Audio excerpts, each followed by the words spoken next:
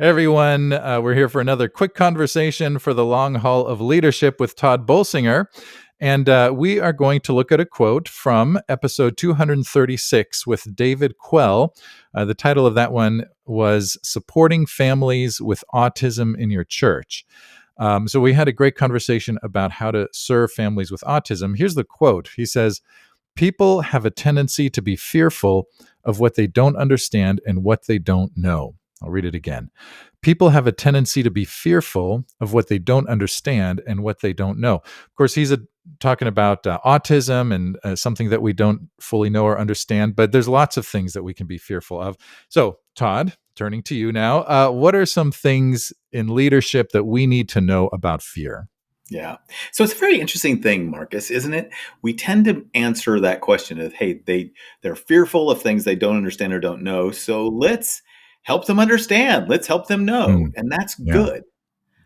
But what we often do is minimize the fact that people really are motivated by fear. And this is hard. I mean, it makes sense to us. Jesus talked a lot about fear, right? Fear not is one of the most common refrains in the gospel. Right. And, people have talked about the entire book of Mark as being the shape of faith versus fear, around that. But, psychologists tell us that people are 2 to 3 times more motivated by fear than by gain. Yeah. So it means that even if you were to explain everything perfectly to people and help them understand it and know it, the human nature is just to be fearful. And so what we have to do is really get good at helping people move through their fears into a place of faith and faithfulness. Yeah. And fear, when I think of fear, especially in church contexts, I think a lot of times it's a fear of loss, a change, but loss, really, right? And so you work with a lot of churches. What are some of the things that you have seen churches and probably leaders as well afraid of, and how do we navigate that fear? Yeah. Well, one of the things is having people like your guest who talked about autism, like getting experts who can actually help us learn the things we need to learn. That's one of the things. That's in our world, we would say that's helping people have the technical competence that experts bring. And that builds trust. Yeah. But for those of us who are not experts on every subject, let alone something as dynamic and really difficult as autism or any of the myriad of other things, the goal isn't that we have to become experts. What we should get good at is accompanying people through fear.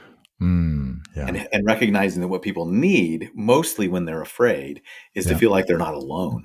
And when they're facing loss, to feel like they're not facing loss alone. So creating a community of empathy and of accompaniment.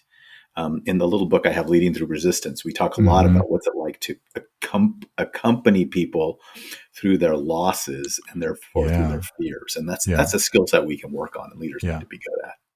That's exactly what I was actually thinking of, is loss can lead to, or the fear of loss or of whatever can often lead to resistance, right? And so then as leaders, we help them confront. I don't know what's the right word. Well, you said walk through. Yeah.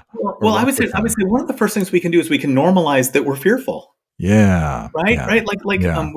I always feel like when Jesus said, "Hey, fear not," or "Fear not, little flock," he wasn't being shameful. Yeah. We have a tendency to hear, "Hey, don't be afraid." Especially like I can remember voices of like coaches or my dad or people like, "Hey, stop being afraid. What are you so afraid of?"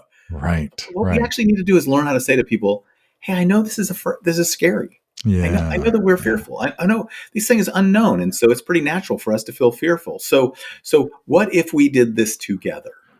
What if we ask the questions we need to ask and face the fears together? If you don't have to face it alone, then maybe so naming the fear that fear is normal, and then facing it together becomes a way of being able to navigate it. And perhaps those who are most fearful are most resistant, maybe. And then so I was just reading your book that you mentioned about resistance, and go to them first. Go to those who are most fearful first, most resistant first.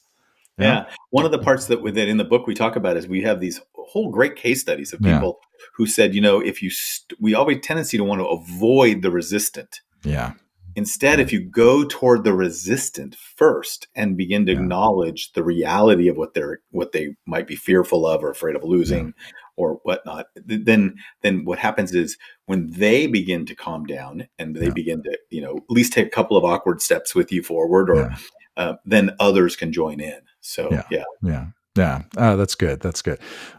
Fear, right? We're always navigating it in one way or another as we lead our churches. Here's the quote one more time. This is from episode 236. David Quell said, "People have a tendency to be fearful of what they don't understand and what they don't know.